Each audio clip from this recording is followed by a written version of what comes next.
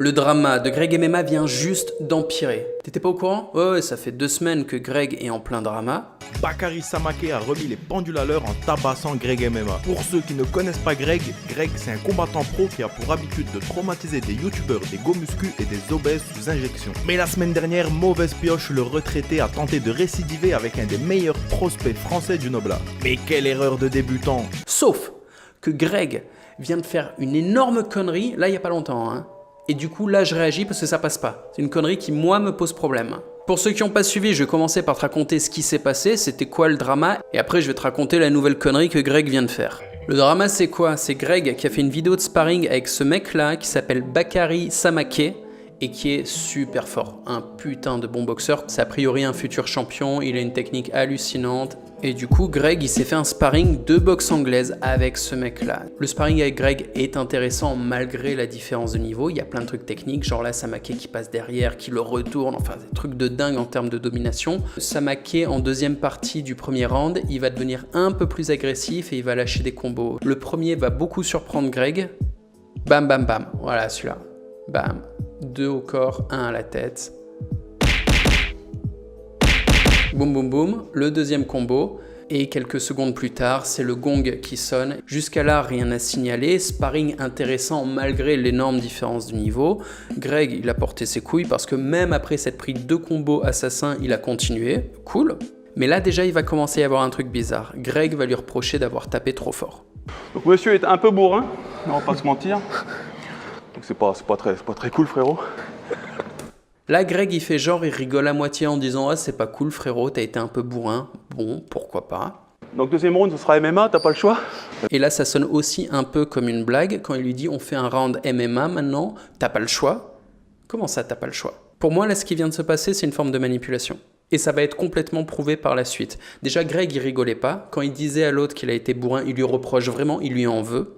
Et quand il lui propose le round MMA, c'est vraiment pour prendre sa revanche. Et ça devient complètement une question de fierté et pas l'amour du sport.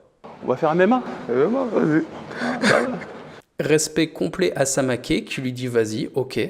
Alors que je suis quasiment sûr, je sais pas, hein, j'étais pas là, mais je mettrais ma main à couper que c'était pas prévu, que c'était pas le deal. Mais Samaké, bonhomme, il y va. Et sur le round MMA, Samaké, il fait délirer, il va rentrer avec un Superman Punch. Là, regarde ça. Greg essaye de le choper. Samaké, il se défend, il sort de là. Greg a essayé d'amener Samaké au sol, ça n'a pas marché. Samaké est resté debout, il est resté au-dessus. Et il envoie des grosses patates. Oh, c'est pas son sport, c'est un boxeur. Et il a toujours pas de casque, hein, alors que Greg a son casque. Bon, Greg, il finit quand même par dominer, mais il fait 30 kilos de plus que lui et il est spécialisé en MMA, faut pas déconner. Voilà, blocage de la jambe, des petits coups de poing gentils à la tête. Là, pour le coup, respect à Greg, hein. Il aurait pu se venger jusqu'au bout, mettre des grosses patates à Samaké quand il était au sol. Mais non, il est resté cool, il a contrôlé, il a montré ce qu'il voulait en gros. C'est-à-dire que quand tu domines techniquement, t'es pas obligé d'appuyer tes coups. Donc là, en vrai, ça va. Moi, perso, je trouve ça un peu limite en termes de respect que Greg, il débarque face à un champion de boxe et qu'il lui propose un combat de MMA et qu'il insiste, qu'il amène le truc, genre tu me le dois, tu dois le faire. J'ai que du respect pour Samaké qui a accepté. Écoute, c'était un bon petit sparring, je pense que Samaké s'est amusé, il n'y a pas de souci, on va pas trouver le mal là où il n'y en a pas. Et là où ça part en couille, c'est maintenant, c'est-à-dire après le sparring, on en est à 15 minutes de vidéo, la vidéo dure 26 minutes. Pendant 10 minutes, t'as Greg qui va faire la morale à Samaké, comme quoi il a tapé trop fort. Frérot, t'as voulu me tuer ou quoi? Hein? Ça va durer 10 minutes. Pendant 10 minutes, il va lui croquer le cerveau en mode t'as tapé trop fort. Il part super loin, il implique le père qui est aussi le coach, limite il fait la morale à tout le monde. Samaké il se demande il se passe quoi là, c'est quoi ce bordel? Et dans les commentaires ça réagit vachement. Commentaire avec 7600 likes qui dit 100% de gênance pendant la moitié de la vidéo après le sparring. Donc toute la partie des 10 minutes où Greg se plaint. Je vais pas te mettre les 10 minutes mais crois-moi, il fait que de se plaindre. Et moi honnêtement j'étais pas du tout en mode de tomber sur Greg, j'ai lâché un commentaire d'ailleurs. Je dis quoi? Je parle de Samaké, la vitesse, l'explosivité, la précision, hâte de voir la suite. Donc je suis positif pour Samaké, tout simplement. Je dis rien sur Greg. Mais j'en pense pas moins, je te dis ce que je pense. Dans une situation comme ça où tu fais un sparring avec un mec qui va trop fort, qui est trop intense, tu calmes, tu mets les mains devant, tu fais « wow, wow, wow !» On va faire des touches légères, tranquille, on baisse l'intensité. C'est Greg qui a choisi de continuer le sparring comme ça, c'est une question d'ego. Il pouvait à tout moment arrêter, il pouvait à tout moment demander à augmenter ou à baisser l'intensité. C'était pas un combat, c'était un sparring, il pouvait communiquer avec son partenaire. Il y a tout le monde qui dit « Ouais, le jeune Samake, il a essayé de prouver quelque chose, il y a les caméras. » Wow. Et Greg alors ? Il pouvait pas parler, il pouvait pas dire « Non, c'est trop intense, vas-y, on calme. » Même moi, à mon petit niveau, quand je fais des sparring avec des mecs qui vont full power alors que bon, je suis pas d'humeur, eh ben, je leur dis « Tranquille, on va faire des touches légères, on travaille technique. » Greg, il aurait pu faire pareil. Il y a rien qui l'en a empêché. Samake, quoi, il est enragé, il lui aurait sauté dessus pendant que Greg y parle, jamais de la vie. Donc déjà, Greg, il est complètement responsable de l'intensité du sparring dans lequel il s'est engagé. Il n'y a rien à dire. Il n'y a pas à attendre la fin du sparring pour commencer à râler. Si t'es pas content de l'intensité, t'arrêtes le sparring en plein milieu. Tu fais une remarque, tu demandes de baisser l'intensité, le mec en face, il va baisser l'intensité, je te le garantis. Et si c'est pas le cas, de nouveau t'arrêtes et tu dis « Ouais, t'es fou, mec !» Et puis tu sors du ring, t'es là « Non, mais je fais pas de sparring, je te demande de baisser l'intensité, t'es un champion, moi ma carrière elle est derrière moi, tranquille, j'ai rien à prouver. » Et j'aurais rien à redire, personne aurait rien à redire. Tu crois que moi, face à Samake, en pleine puissance, même à 60% de sa puissance, je tiens rien du tout. Personne tient, il n'y a pas de souci, c'est pas la question. Du coup, ce qui s'est passé, c'est que t'as plein de youtubeurs qui ont réagi. Là, il y en a un, il s'appelle PagesLive, il nous a fait une miniature Greg MMA humilié par Samake. Il y a même Consulpazin, une vidéo à 50 000 vues, Greg MMA humilié par un boxeur. Et t'as plein d'autres petits youtubeurs qui réagissent comme ça, qui réagissent pas spécialement au sparring, qui réagissent... Tiens, regarde, là, t'en as un autre. Ils réagissent en fait à Greg qui fait la morale à Samake. Et en vrai, c'est déjà un peu justifié parce que dans le monde du fight, le prestige, il est du côté Samake, il n'est pas du côté Greg. Greg est un youtubeur dont la carrière de fighter est derrière lui. Mais Samake, lui, c'est un champion talentueux dont la carrière est devant lui. Greg, il devrait remercier Samake pour l'opportunité d'être monté sur un ring avec lui. Greg, il aurait aussi pas dû se permettre de lui proposer du MMA, c'était franchement limite. Et surtout, Greg, il aurait pas dû passer 10 minutes à lui faire la morale. Et tous les gens dans les commentaires, ils s'excitent en mode « Ouais, Samake, il a dit qu'il était à 60%, mais il était à 70%. » On s'en balèque. C'est pas une question de pourcent de je sais pas quoi. Je l'ai dit tout à l'heure comment ça marche. Si le mec en face, il est trop intense pour toi, il est trop bon, il y va trop fort, il n'y a pas de souci. Tu lui dis « S'il te plaît, mec, on va y aller plus tranquille, on va faire des touches légères. » Et si le mec il veut pas, eh ben tu fais pas de sparring avec lui parce que tu veux pas te blesser. C'est tout. Et après, il y a des mecs qui sont allés encore plus loin. Genre lui, il a PagesLive. Il a sorti des vieux dossiers dans lesquels Greg MMA, il martyrisait des débutants. Genre là, il a flouté l'image. Bah, tu vois le gros coup de genou qu'il lui a mis quand il était au sol, l'autre, et qu'il pouvait plus bouger. Donc en vrai, Greg MMA, il a pas de souci à être ultra intense face à des mecs qui ont beaucoup moins de niveau que lui. Et il a aussi ressorti les dossiers obscurs avec Bodytime. Je sais pas si tu te souviens. Qui s'est tapé la meuf de PJ.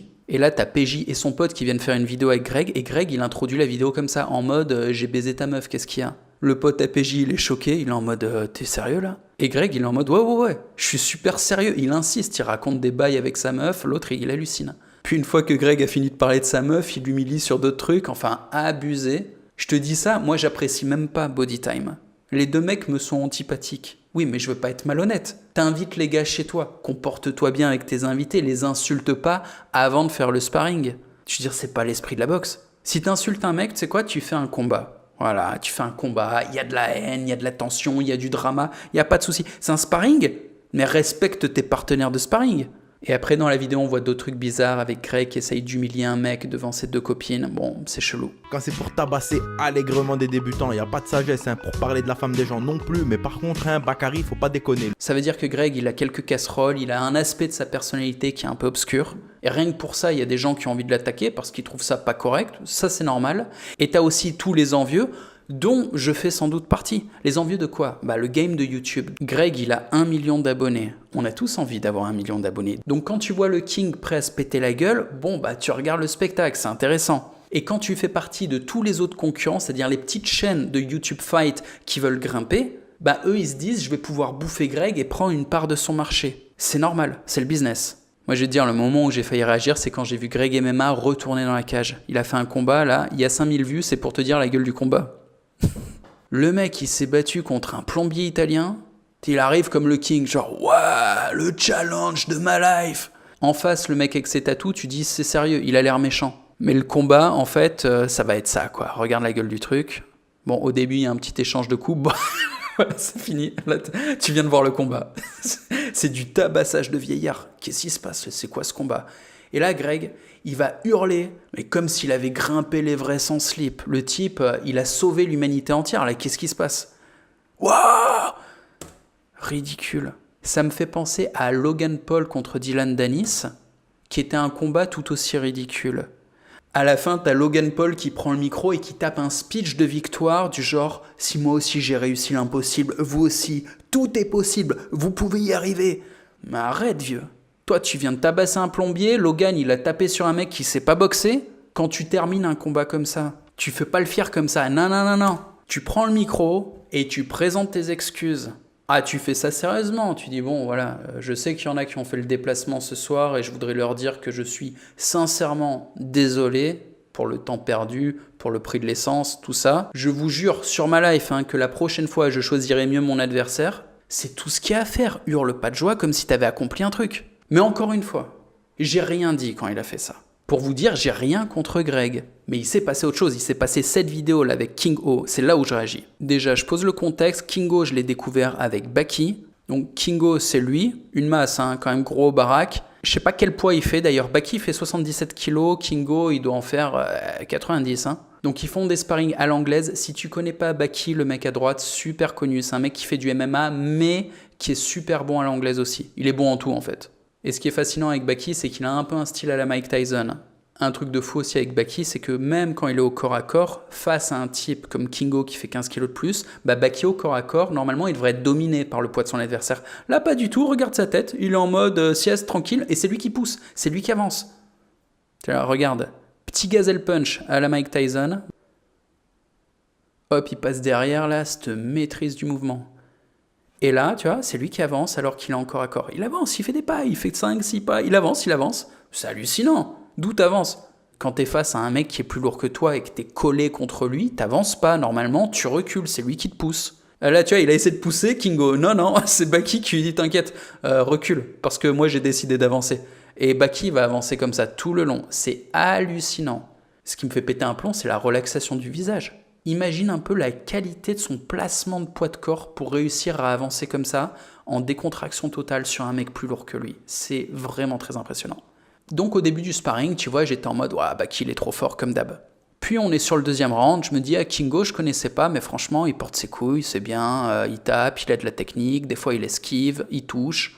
Fin du deuxième round, il discute un peu avec la caméra, il t'explique que c'est chaud, mais que t'inquiète, il est là, il tient le coup. Troisième round, ça devient un peu chaud. Il va se prendre une sale patate dans la gueule, ça va lui faire saigner du nez. Bam, tu l'as vu celle-là? Baki, il le fait tout le temps. Il fait une esquive en extérieur et il revient en uppercut tête. Et là, tu vois, ah ça y est, ça commence à saigner un peu du nez. Je sais pas si tu l'as vu, on va le revoir là. Là, on le voit, tu vois, il commence à pisser un peu le sang. Et moi, je me dis, bon, troisième round, il commence à saigner, il continue, il arrête pas. Et là où j'ai commencé à péter un plomb, c'est de réaliser que le gars, il y retourne. Round 4, round 5. Je me dis, non, il continue 2 rounds comme ça, alors que c'est difficile, il s'en prend plein la gueule. À la fin du round 5, il répond toujours, il est pas mort. Tu vois, là, il vient de faire une esquive, il va continuer de contre-attaquer. Il contre-attaque, il est pas endormi, il bouge sur ses jambes. Je veux dire, d'accord, il a la gueule en sang, mais il a pas arrêté d'être combatif.